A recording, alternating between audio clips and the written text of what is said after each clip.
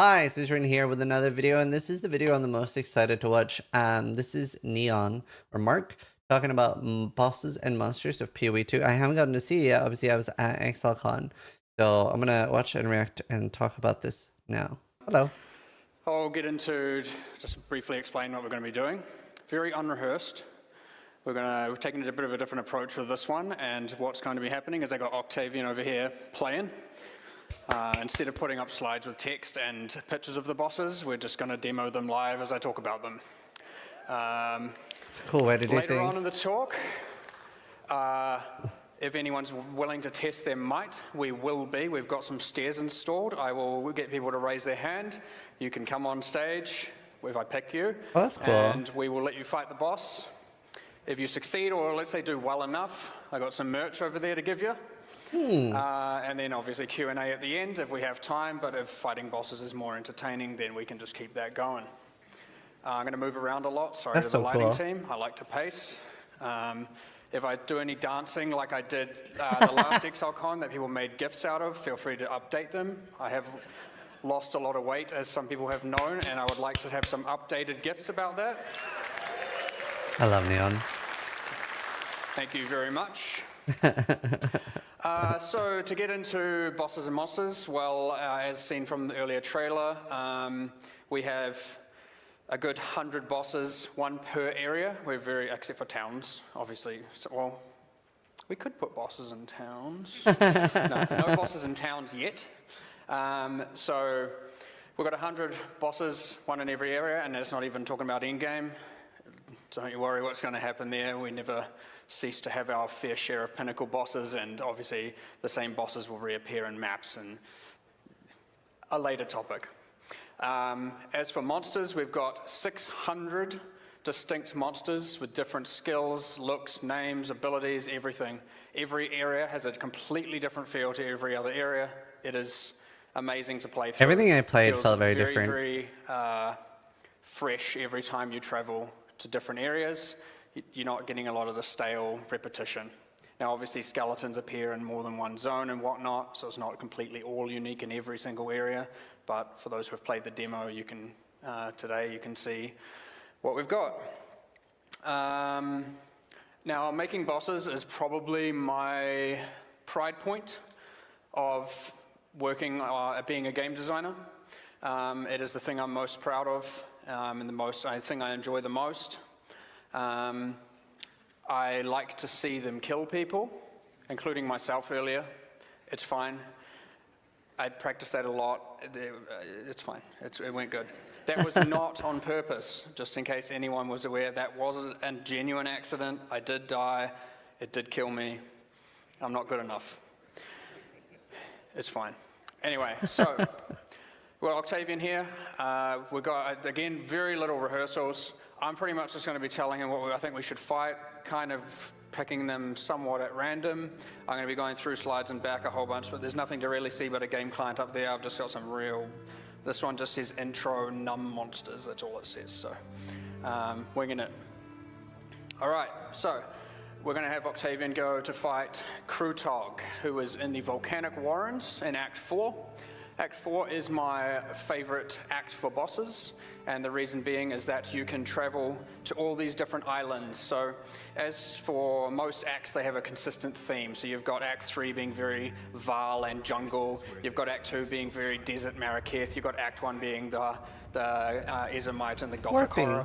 Act 4 it has the Karui consistency through and hints of it. I haven't seen this. But every island is just a different biome. So you get this high diversity of different kinds of bosses, and that's really cool, and monsters for that matter, and that's really, really cool to me. Feel free, go for it. I'll talk about it as well. I'll try and get out of the way just a little bit. This is Krutog, the Lord of Kin.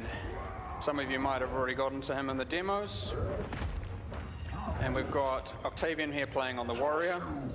There might be bugs, things might go wrong. It's completely live.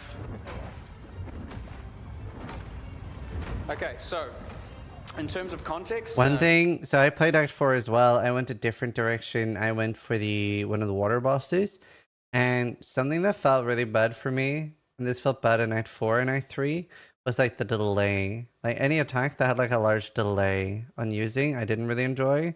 Like Act 3, I was getting stunned so much. Act 4, at least I had leap slam, and I could use the rolling attack. That felt good, because while it was a mobile attack, it at least like instantly used it. But things like Sunder felt like a bit bad to me. Just a bit of story. This guy is this. You can tell he's massive, right? He's a big dude, and what's going on here is that there are these goblin kin that are inhabiting the island, and these goblin see him as a god figure. Just because he's so massive, and they bring him.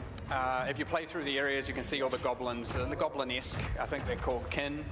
Kind of this tall kind of thing. And because he's so big, yeah, they just see him as a god and they worship him and they want to make him happy, and so they bring him. I have a question. When we saw PoE2 Act trailers, there was Leap Slam, Flame Dash, skill equip, but now there's only Dodge Roll. Is that true? No, you still have Leap Slam. I don't know if Flame Dash is still in, though. You know, monsters, they bring him humans, they bring him like playthings, and they also bring him food. They're bringing things to him that they think will make him happy, you know? And he's just like, oh, I'm living the good life. I'm sitting here on my throne in this warm area getting brought playthings, and so you can see he's got a suit of armor that's made out of human corpses. And when you start the fight and you first initially approach him... Another thing that felt quite bad too was like life flask charges in combat. Like for bosses, there wasn't many of the boss fights that I played where there was something they would give you fast chargers. He's actually got two humans in his hands kind of playing and going at each other like they're dolls. And it's, you know, he's to you, you're just a plaything to him. And you get a lot of this with this mechanic exactly going on right here where he's trying to stomp you. You're just a bug to him. He's just trying to squish you. This fight is pretty relatively difficult as melee, but it's alright, we're not expecting anyone to succeed first attempt. In terms of mechanics, another thing is that they like to bring him sulfite to eat, the goblins, and you can see this, he's done this already in the fight where he walks over and he's almost out of health plus already. And eats it. And this unlocks two new abilities that he's doing now. One is the just burp, he does a big burp and lets out a wave of partial chaos, partial lightning damage, because it's electrified voltaxic sulfite. And Nico would probably love to find this island, but he hasn't quite yet.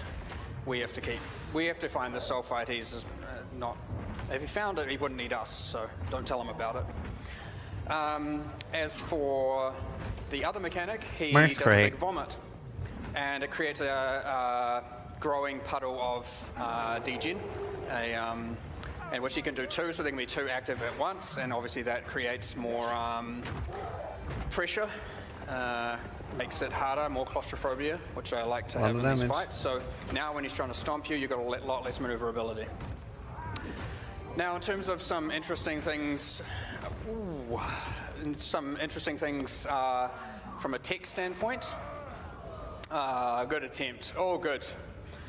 I'll have a quick, just a bit more, you can start it again, I'll just a bit more rant about this guy, but one thing in particular he has, which you can see in a lot of the boss fights, is he is very large.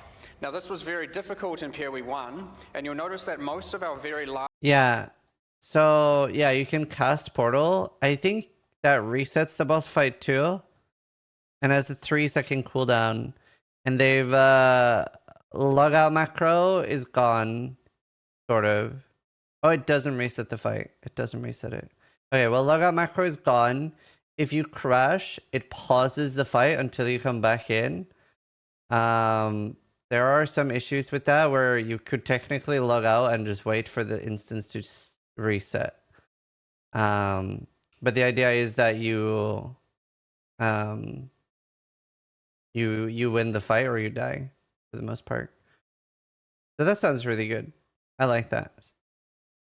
Large bosses, most, are stationary. So Katava's a good example. He cannot move. Arakali's another one. They cannot move. And that's because we have, in PoE 1, we have one central hitbox to an entity, and it's a square. And increasing that has complexities with things like pathfinding. But it does cause things where if you have that and it has a maximum size, you can't have a boss too large in PoE 1 that can move. Now, if they're stationary, we can make the thing larger because it doesn't need to pathfind. Technical limitations, or more so, it's for optimization's sake. Now, what you can notice on this guy, or what we've done, is we've actually given him multiple hitboxes. He doesn't have a central hitbox, he has one on each leg, which means when you target him, it will try and hit the closest one. It will run up and hit his leg. What is this, a rewatch? I haven't seen this on a lot before. of bosses, and it's allowed us to have much, much larger bosses, and it just had a meet and greet during amplifies this? the epicosity big time. But yeah, and it also creates this thing where when he is stomping, it's pretty hard to have a look, but you can actually kind of dodge roll between his legs. He doesn't have an actual collider in his central thing, which again, all PoE 1 bosses are collision in the middle, so you can't run through the direct center of them. But we get to have some freedom to do that here, which is really cool. We can also have it that on some bosses, if, for example, if we were to redo Katava, if he has a thing where he has obviously the skill where he buries his hand in the ground, we could activate a hitbox there so you can then just hit his arm. This is something we would be able to do now, we couldn't do before. So yeah, ultimately what I wanted to also show with this one is just like, this isn't an axe boss. He looks epic. He's just mid-act. He's just a one of, 18 or so bosses, or however, whatever the math ends up being there. Bosses just located in Act 4. Now he's considered a slightly higher tier because he's at the end of a couple of areas, but Was it the same as so Poem? he's more than, like, say, the Quadrilla monster I fought during the keynote. He's one tier up from that. But yeah, very epic. One other thing I wanted to talk about, which I was hoping to be able to see, but I haven't been paying enough attention, is, and it was in the last talk, you saw it probably during the keynote, if you were there, you can now stun bosses. You can freeze bosses. We also have a mechanic called Electrocute coming, which allows lightning damage to do longer duration stun as well. Oh, crowd control, I should say. Now we've done custom heavy stun animations for all these bosses with various lengths. So this guy's is quite long. If you heavy stun him, he's probably going to be down for probably 6 seconds. That's complete. Oh, nice. That's yeah, it's all right. We'll move on to the next one anyway. Just what do we give a go here? We can go do the Blind Beast. Give it a go. Same character, saves you having to swap. For stunning, yeah, so you can stun these things, they get stunned for 6 seconds. Well, it won't be this hard. But in other cases, we've got bosses that get stunned for 3 seconds, and others we can have it be stunned for 10 seconds. We get to completely control, heavy stunned, I should say. We get to completely control that now. And we can say this one gets stunned twice as often or half as often, and so because we get to do all that, certain heavy stun has certain value on some bosses. That is cool. So an example of this actually is this boss, the Blind Beast. Now this is in the area Katava. before what we just fought. We probably should have fought them in the opposite order, but it's all right. This one's easier, for sure. It is. You'll see the goblins I was talking about earlier around the edge of the arena. These are the ones that worship the Krutog that we just had before. Now this arena of theirs, I mean, they bring people in here. So these goblins like to tame beasts. If you play in the area, you can see them riding on top of these big beasts, and they jump off when you get near them. Pretty cool mechanic.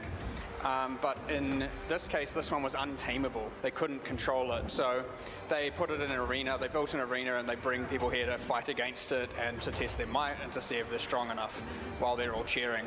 Now, if you do happen to defeat it, they all get a bit scared and shocked, and they all just flee, and they're gone. Because now to you, you're very intimidating. Now the rest of the level, they'll still fight you because they didn't get to see you fight it, but That's cool. very dodgeable. Again, you've got another mechanic here. It's very just hard hits, heavy slams. You'll notice some knockback on some of the stuff. He's got that skill that creates 3, what do we call them? A bit like kind of... No, it looks like utility fluster gun. And then slams, and it causes damage along them, and that creates degen for a duration. What else about this one?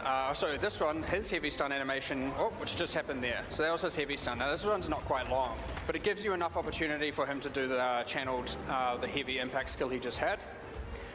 His one is not very long, but he gets heavy stun twice as frequently as other bosses. So you have less time to utilize the heavy stun, but you have more opportunities to do something if you're able to. Now, one other thing about this boss, which we can say it at the end, but you'll notice it happened in the keynote as well, is that they drop consumable quest items, so they're consumable items that give permanent bonuses to characters. So the first time you kill them, a lot of bosses in the campaign do it. This one in particular, I believe, drops like a bile-soaked skill book or something, but it gives +5 to all attributes permanently to that character. There are many throughout the whole campaign. Not every single boss drops one, but we have different rewards. Another thing that happens with bosses in PoE 2 is the first time you kill them, they will have much higher, and this is actually something Diablo 2 did, they will have much higher rarity and better drops. So you're really incentivized to explore throughout the campaign, find all the bosses and kill them for both permanent bonuses and for much better items. I like that. This is something that will is that a life loss? hopefully promote not skipping so much of the random mini bosses. Like there's always the question of, once you know what you're doing, should you kill Fire Fury? Well, I don't know how many people here do. I don't think I ever do. But we really want it to be now that you feel like you've missed out on something if you skip it. That's cool. Well, it's gone a bit rough here, but we're good.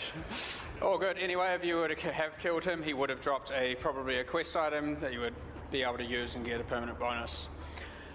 We're going to try a very difficult one now. Sorry. You know what it is, the Siren boss. No, the Siren boss that they're about to fight, one morning I was allowed to, they messaged content creators so you can come in at 7 a.m., 8 a.m., something like that before the convention opens and you can get to play if you didn't have time to play yet. I was like, sure, I'd like that. And I got to play Act 2. Really, really smooth. Act 2 was, well, everyone's favorite.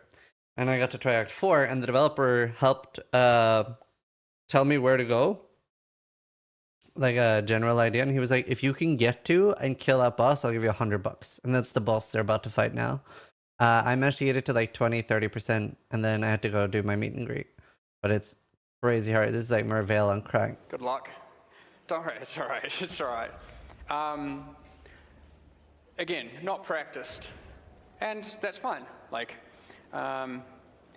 Hopefully it makes everyone, I assume a lot of people have been out there having a pretty rough time with the demos if they've been playing it, but don't feel too bad. It is hard for everyone, and it's easy to make mistakes, easy to die. Now this boss, Diamora. Don't worry about him warping into the water there. You're going to just see some stuff that we do behind the scenes. Otherwise he's going to have to clear through all the levels manually, and it's going to take, my talk will be over and he wouldn't have even got here yet. Now, what do we got to talk about on this one is, well, I'll give some context again, just for interest's sake. So this is Diamora, the siren of the Song of Death. She's a siren in the cave. You obviously get some Merveil vibes straight off the bat, but it is pretty much a modern-day enhanced Merveil. And what she does is turns people to stone. This one's rough. I'm sorry. I'm very sorry, Octavian.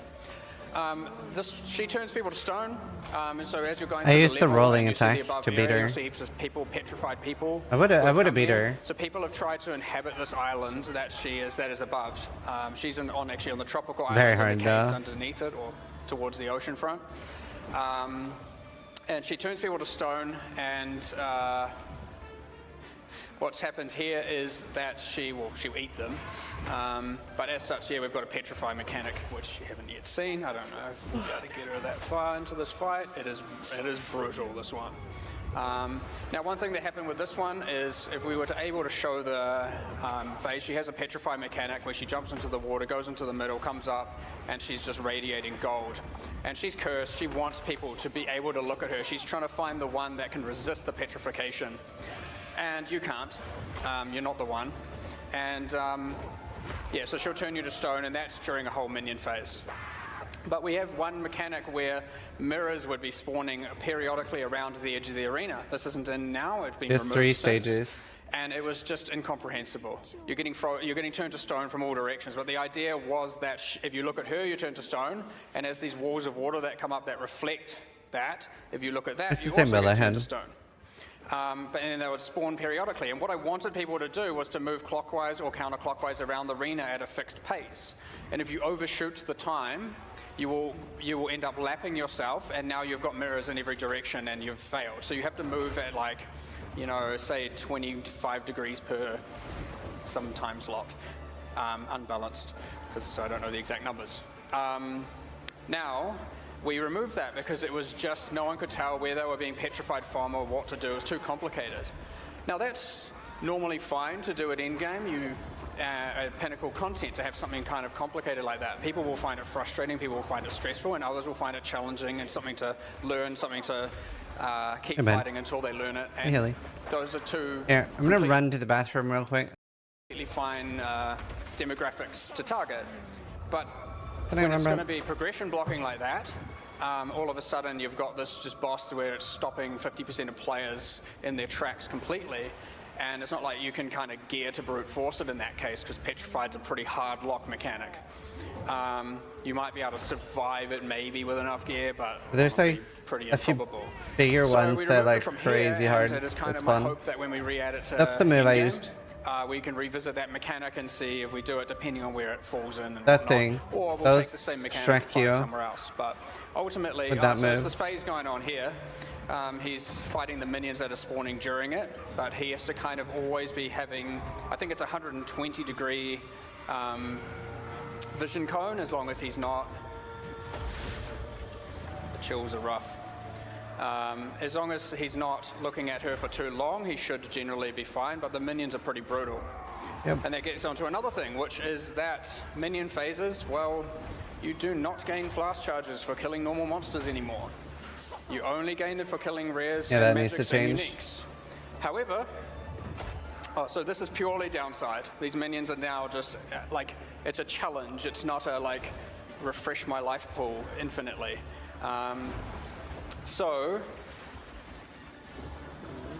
Yep, so he's finished one petrification phase. He's doing pretty good, actually. Long fights, as you can see.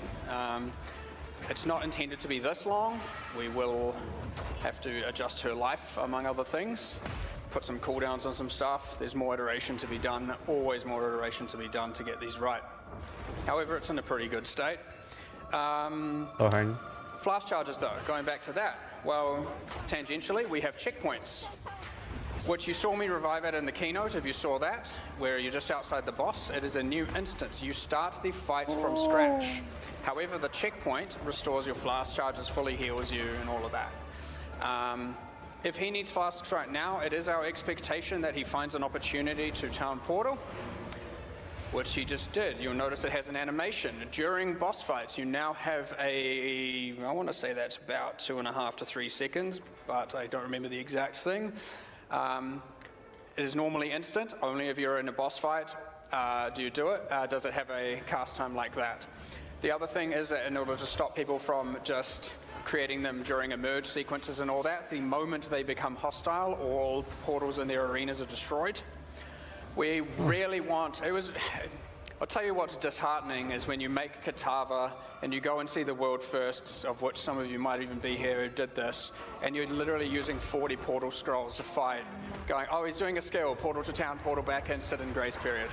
And there are other ways to do this, but it's pretty disheartening to see. For sure. So we're working to make you really actually have to fight the boss, have to engage the boss, have to deal with these things. If you were to Alt F4 right now, don't do it, but if you were to Alt F4 right now and log back in, you will be exactly where you logged off, in the exact same state, and the boss will still. So if you're about to get slammed and you log out macro, it does not save you. You will be logging back in, and that boss will be paused, and the moment you move, that slam hits, you will That's die. so sick.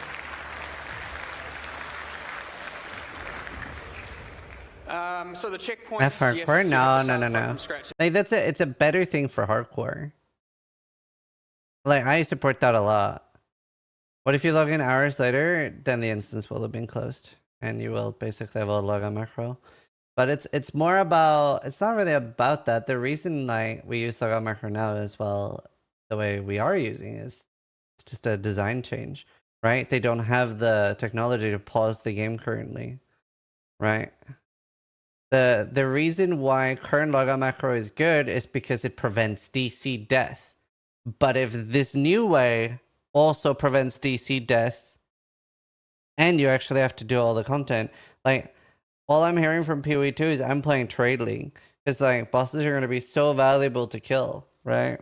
But I'm saying I like the new way better. Any idea what happens in parties? No, I don't know. I will ask. This is infinitely better. If you die, pretty brutal, but it means we can't be too complicated with them, we can't be too difficult, except until later. It obviously gets progressively difficult, but it means more so we have to be more accurate with the balance. If you misbalance it, so many people are going to just hit a wall and they're going to have to stop playing. And that's very, very brutal. And I mean misbalance in the difficult direction, not the easy direction. That will be very brutal and it will be not good. Now that's still kind of the same in PoE 1, but the other thing that's super disheartening to see is people just die, revive, cast a few more skills, die, revive, cast a few more skills, die, revive. Like it is just like it's just brutal. And then you don't learn anything, you gear for any of it, you just keep doing it. And then you get to the next boss and you're probably not good enough to do that one either, and so you do it again and again. And it's effectively, oh, you're having a rough time. So this is the second petrification phase here. This phase is much harder because on top of the ads, you've now got these rotating drowning orbs, which behave the same way as they do in the Eater of Worlds fight, where they will straight up kill you after X seconds of being inside of them. They slow you as well. So you've got all those orbiting in various lanes, counterclockwise and clockwise, while you're having to deal with the minions. Just an example of escalation, but this fight is certainly way too hard right now. But if anyone manages to defeat it in the demo, honestly, good on you. It is doable, but it is pretty brutal. So close. There's a lot of portals, so hopefully you can do it. Oh, one other thing about the portals, if you take damage while doing that cast, it is interrupted. You don't get to just execute it with ease. But 2.5 second windows are pretty frequent, so it's not actually impossible. All right, let's go check out another boss, shall we? Don't worry about this one anymore. I reckon Bog Witch is pretty cool. Again, we're looking at these bosses and they have a pretty damn epic. I managed to finish Act 2 entirely. Kill the Mastodon. They are not act bosses. Our act bosses are a whole nother tier. Generally, we escalate phases, mechanics, and introductions, and of course, they have just an epicosity in terms of dialogue and storytelling. Yeah, an hour to play. I wish I had that. We've even upped that. We have explore a bit more. Specific character reactions to bosses, character comments. They talk about them, they comment on them. All the different characters say different things based on their backgrounds. Heaps of a lot more kind of on-the-fly storytelling, which is real cool with respect to these. All right, so now we've got the Bog Witch, also pretty difficult. This is actually the last area of the Act 3 demo, but I'm not sure how many people are going to get there. She is a witch, and right now she's, as you can see, doing some broomstick flying around. A little bit more horrific than that. So her first main phase, what she's doing now, is using bone magic. She is summoning bone walls and exploding those bone walls. This phase isn't too much of a threat. Well, maybe. Maybe not, relative to the second phase. But yeah, as you can see, she is doing a lot of this bone, summoning walls. Now, once you damage her enough during this phase, or once she's reached a certain life threshold, she's actually going to, oh, brutal. So wow. Try again. Feel free to just remove some life from her if you want to shortcut it, just so we can show it off. Or you can do it legit. It's up to you. The BM. You've got 24 minutes. Thank you, Vladimir. So she changes phase mid-fight. So once you've done enough damage to her, she will actually face plant off the broomstick. The broomstick will snap. And then she's like, well, all right, I'll just use my fire magic that she's good at. She'll light all the effigies on the edge of the arena on fire, and then she'll be able to siphon fire magic from them to do fire magic. So you go from two different, very distinct styles of magic or spells in this fight, and it creates a whole different, phase, which is pretty fun. Hopefully if we get that far, I can talk about some of the mechanics behind that one. Yeah, good luck. All right, let's just give him a go for a minute here. Let him concentrate a little bit.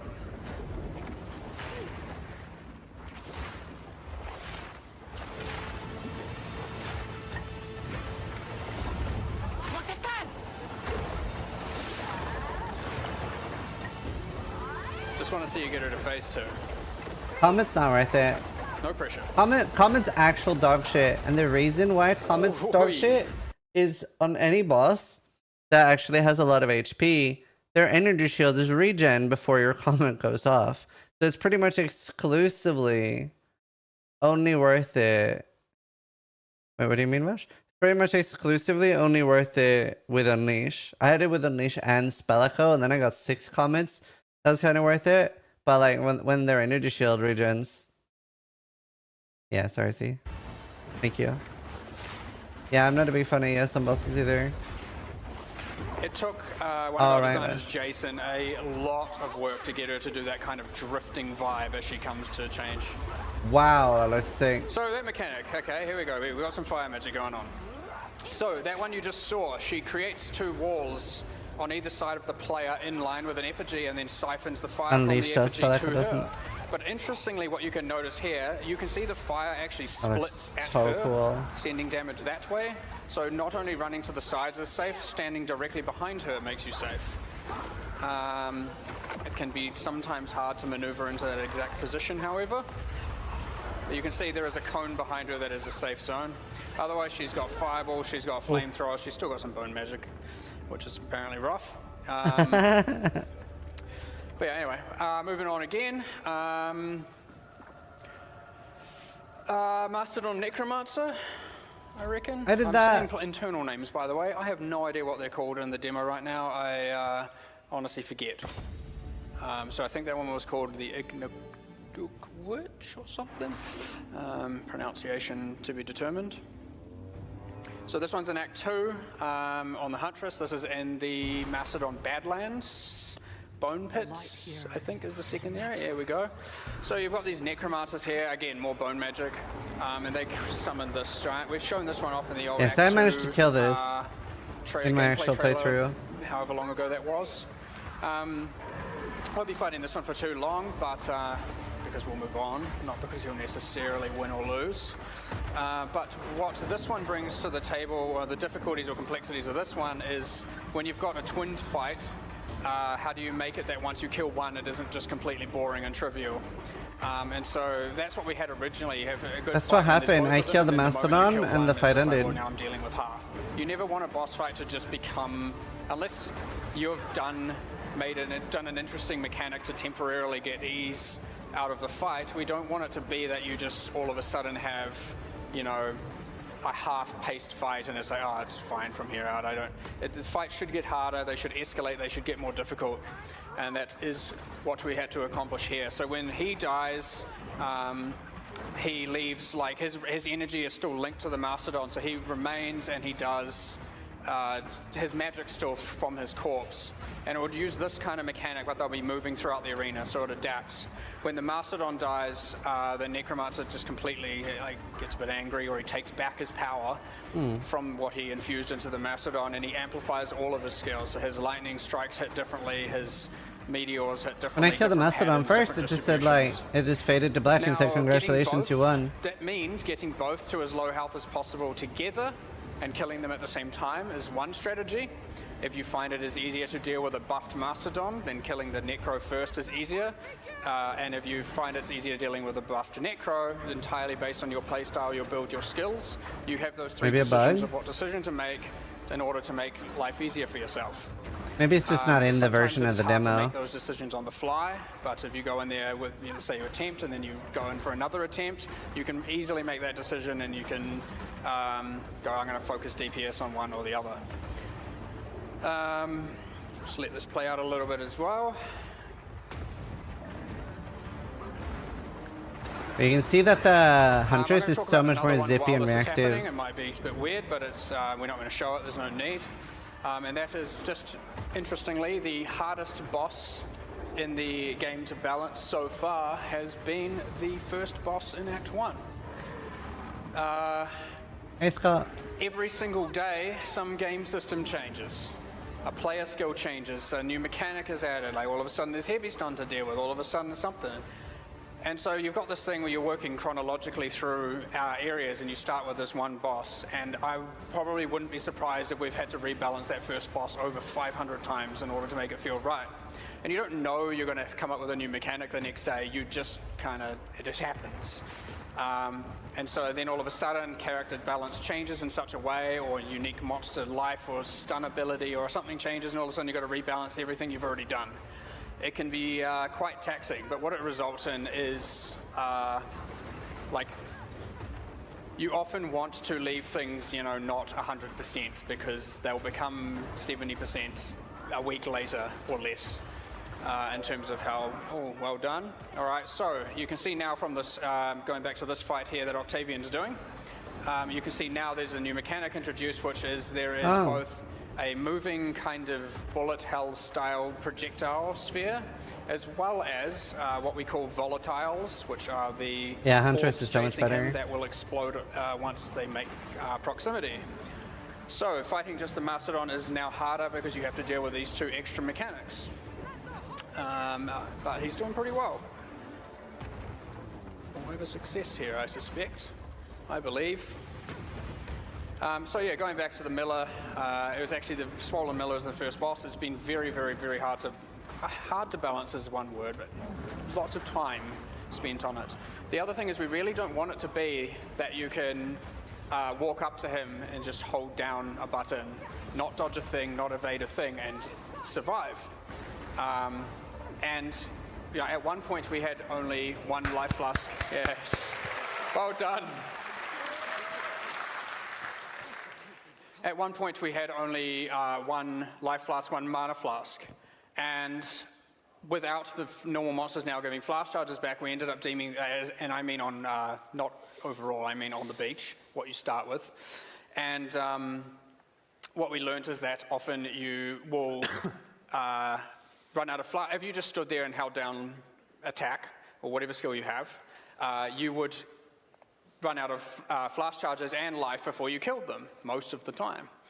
And then all of a sudden we added another life flask back. And so now you're fighting the Miller, and now you can just go back to holding down one skill, never moving, never dodging, because as long as one of his skills cannot one-shot you, and the time between attacks is long enough that you can restore your life, then you're fine. You're never going to die as long as you have enough life flasks. Do you want me to go fight Miller? What do we want you to fight? Let's just show some prisoner for a moment here. Joy. But don't worry about it. No success needed. It's a very cool boss. I just want to show how cool it is. No more so success than, needed. Make sure you open all three of the doors. Get a little heist mini game before the look, boss. I'm back where I was when I logged out. You can demonstrate that. It's because of all the cheats, though. All of a sudden we had another life flask to characters, and now people are just sitting there face tanking it until it dies again, and you never have to dodge. So we have to rebalance the boss yet again. It's either that or rebalance flasks, but then you have to determine which one. Well, one boss being rebalanced is far easier than rebalancing all flasks for every character. Obviously, you don't go with that one. We wanted to show the doors, so I'm just clipping back to the doors. Yeah, so this one has a go cool from epic lead-up where you've got a series of doors, and you're in the bottom of a prison. This prison was built around this boss. He is a regenerator. He cannot die. So what they would do is keep the boss in a perpetual state of drowning. It was actually our intention, and it may still happen, that this room he's about to go into is completely flooded with water, and when you open this door, the water drains out. And he was kept there just to make sure that he couldn't break That free. looks so because he Dark cannot be Souls-y. killed, except for by the player. No clip is basically facing. But it's interesting in this one, he changes his 3 phases.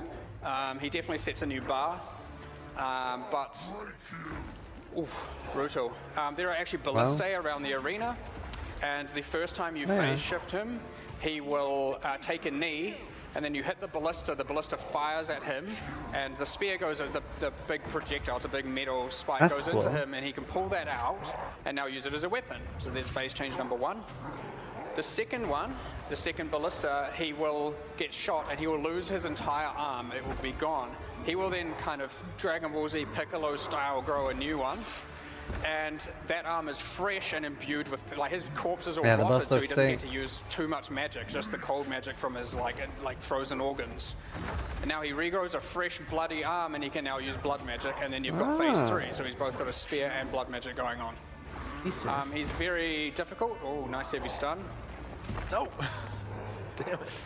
All good. So my plan, as I said, it was pretty impromptu to just go through things. We've got about 13 minutes left, so I'm going to say we just skip straight to seeing if anyone wants to come up here and fight. It is not going to be a, if you succeed, you get some merch. I will just give you some merch anyway. However, it'll be one at a time. I'll ask people to raise their hand if they want. If no one That's wants so to, cool. we'll go to Q&A. It's fine. But I'd like to give some people to give it a shot. There's some hand sanitizer up here if you're feeling like you want it. You don't have to, it's up to you. We will pick the boss. Hard luck. But again, put on a show, and then you get the merch. It's all good. We just want to have this be fun and entertaining. All right, so that being said, let me just check there wasn't anything super critical I need to talk through. I'll talk over. That's a people cool way to fighting do it. Anyway.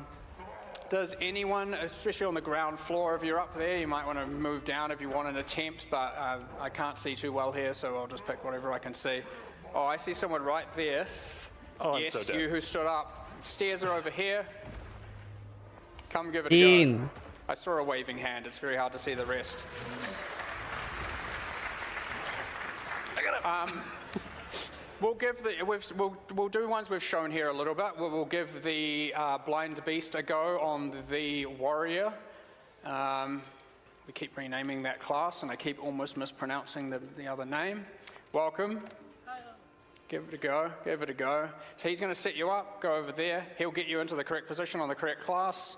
Again, if you want to sanitize your hands, go for it. You can do it before or after. It's entirely up to you. And then give it a go. And Yeah, Ernest. see what happens. All right. As soon as you started, I'll move on to some other topics. Right through that menacing-looking gate there. Remember, dodge roll, spacebar. Good luck. Do better than me.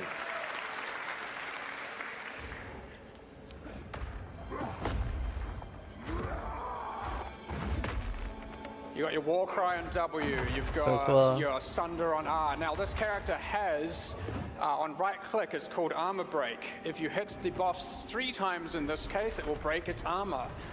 If you then sunder it, you will do an always crit at double damage. Ah, it's good. Try again if you get a stun on him. If you heavy stun him, feel free to open a portal. Leap Slam does a ton of extra stun damage, by the way.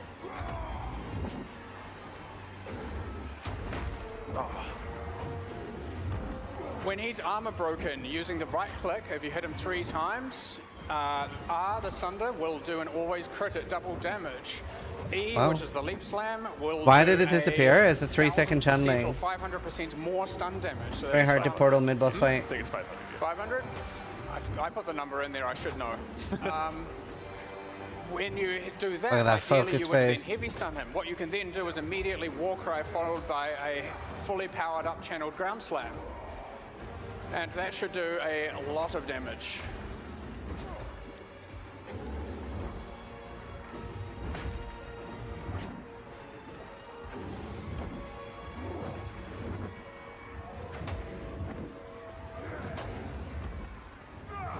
There's your armor break, debuff represented under. Didn't stun him. He's unstunnable during that spin. Unstunnable. Yeah, you have to time it correctly. So once you stun something, it makes it very hard to stun them again for a duration. Once you kind of get the rhythm of that, it'd be actually maybe better to use Sunder in some cases instead of using the Leap Slam, because you should know that he kind of can't be stunned for that time. You'll get the feel for that as you play more and more. Oh as to no, which he's out of skills you should use potions. in which circumstances. Excuse me.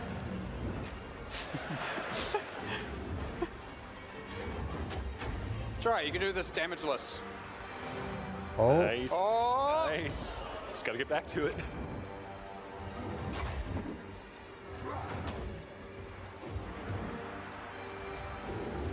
Nice.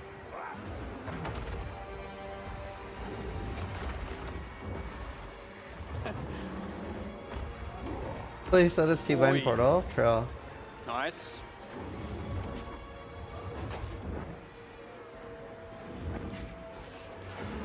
Oh! Remember to use the well. Remember to use That's the well. scary. Foxy, thank you. All right. We're probably only going to get one more attempt at this after this one, so. As in one more person to try another boss. Excuse me. Oh. You should detect vendors.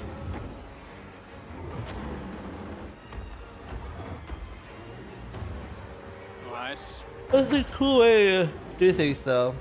I didn't get to fight this boss. Is it Act 4?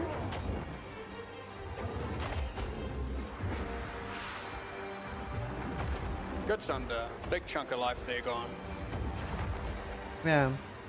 I guess there were so many different areas in Act 4.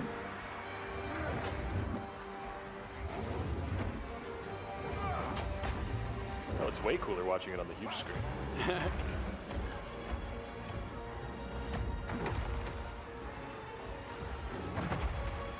Yeah. Nice.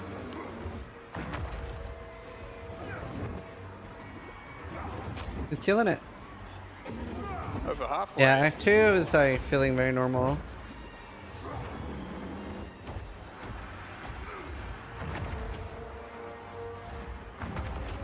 I know it's going to be instinctive to portal here, but for the sake of others trying, I will implore you to try and not, but it's up to you. Don't want to give you any unfair disadvantage or anything, but I reckon you've got this. Damageless. He has learned the power of Sunder.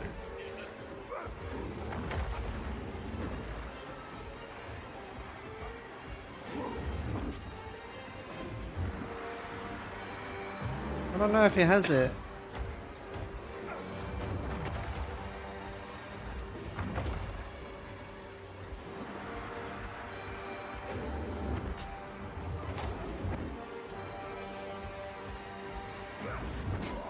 Uh-oh.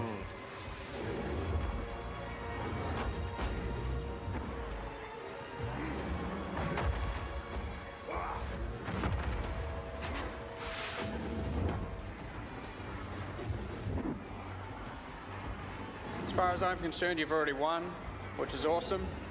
It's a good attempt. Still needs to Neon's be a like, we need success. more people to play.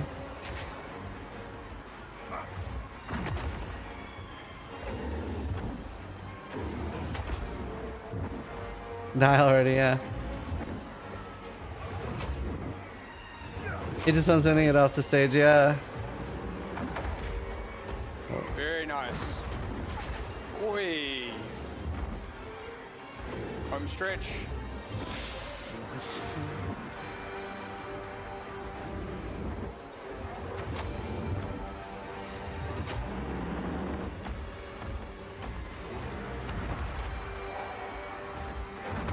Oh. Can do it.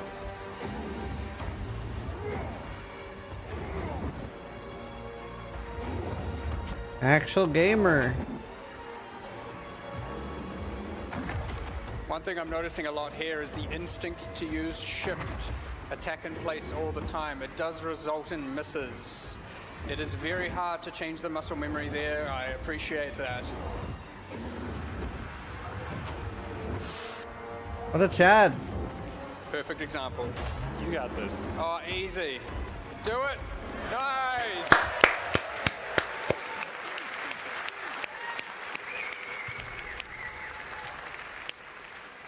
All right, thank you very much. We'll give one more person an attempt, and unfortunately that will, well, it's either that or we do a Q&A. We're going to go to a different boss that we Well haven't done. shown here. Well done. Come this way, I'll give you something. Or you can pick. Gotta use the quest reward. There's a plushie, there's game pads if you want. Any of these. Just pick one item out of one bag. Feel free. Awesome. That's a legacy one as well. Well done. Awesome. Legacy. All right, we've got one more.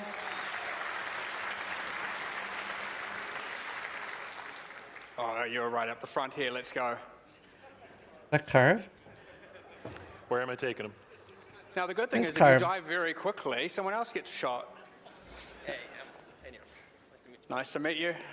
Octavian will get you situated there. This is the last one. Won't be a Q&A. Sorry for whoever was back there ready to do the questions. We'll just do this instead. I think it's more entertaining. What boss am I taking Captain to? Hartlin, please. Hartlin. One we didn't show earlier, so you're going in blind a bit here unless good luck. you happen to get there during play demos out on the floor. Yeah, he works for Last Depot. Now, one interesting thing about Used to be a this streamer. one is that this boss has a quest where you will find a person trapped in a... there's a little bit of spoiler Corporate here, I'm so sorry, espionage. but it is again on the play demo. You will find a Freya Hartlin trapped in a Karui prison. And Freya Hartlin is wanting you to rescue her, and Could ask she me sends you before off I to left kill her son, Exilecon. Captain Hartlin. I would've- And This is blind. corrupted. He was just asking if we'd shown this one yet. Is it live? Blind. This is Oh, blind? Yeah. Yeah, of course. Yeah. He's just off screen to the left there. It's to your left, and it's kind of top Yeah, left corner of the Octavian works screen for to get to GGG the now. boss. Go for it. This boss, once you do the quest, he actually drops a quest item. You take it back to town. You come back to the start of the area, and you talk to Freya Hartlin, and you find that you will set free the Delirium NPC. Oh, cool. Is that the right one? The Strange Voice. And that actually unlocks Delirium League from doing that. So we have quests throughout the campaign that unlock the Done. League mechanic from then spawning in the game. Now this boss has an interesting mechanic where he kind of does a Wheel of Fortune kind of style. I don't know if that's the right thing, but anyway, spins the wheel and it lands on a specific mechanic.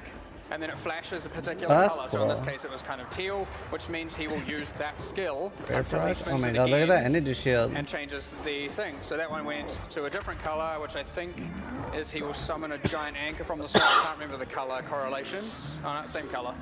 I'm blind apparently. And That's a very cool design. so we've got red here, which causes this giant cannon barrage to appear. Barbaros. And then we have, oh, that's back to the one from before. But he has a number of mechanics, and the fight changes based on which That one of energy those shield, dude. randomly, I'm really not a big heals. fan. So the purple one here, which I believe summons minions. Yep. Yeah, Chris. Yeah, he didn't summon very many that time, but... And he's got 4, I believe, of these, but otherwise he's just got a bunch of pirate-themed skills. You've got the wave that slows and degens you, pushes you. You've got a couple of slams.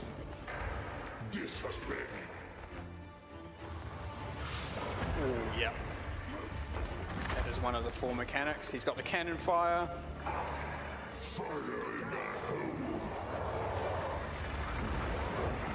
Wow, so many cool attacks. Let's let this play out. Doing pretty good.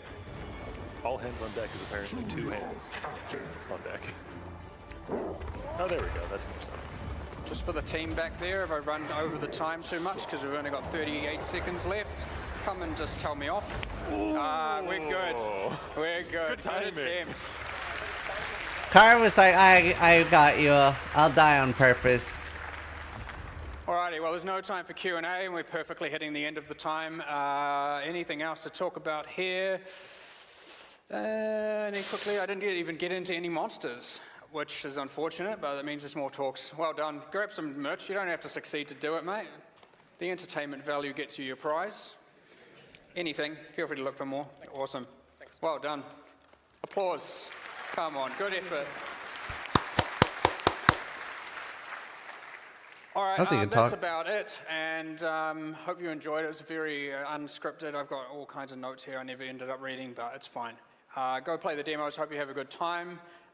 Thank you very much for attending. Have a great time in New Zealand. What else is there to say on these? That's probably about it. Thanks, Octavian, for playing and demonstrating them. Yeah. Thanks, You're everyone. welcome. Thank you very much.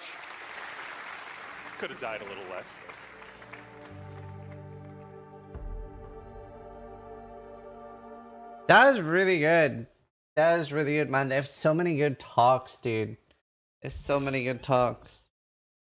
That was really good. Honestly, like I did a talk about bosses with Neon last Exilecon. It was so fun. So like watching this was really cool. It's gonna be interesting to see. 'Cause he plays the game so much. I have him on friends list and you see him like gaming all the time. I was playing like Guardian, shit like that. Item design one is really good. Oh, nice. Oh, is that what's up next? Yeah, maybe we'll just watch that next. We'll make a little outro for YouTube here. I hope you guys enjoyed watching me react hard. Actually, I'm like reacting as if I just finished flying for 32 hours. But either way, hope you guys enjoyed. Sub if you liked the video. Thanks so much for watching, and try to die less than I do.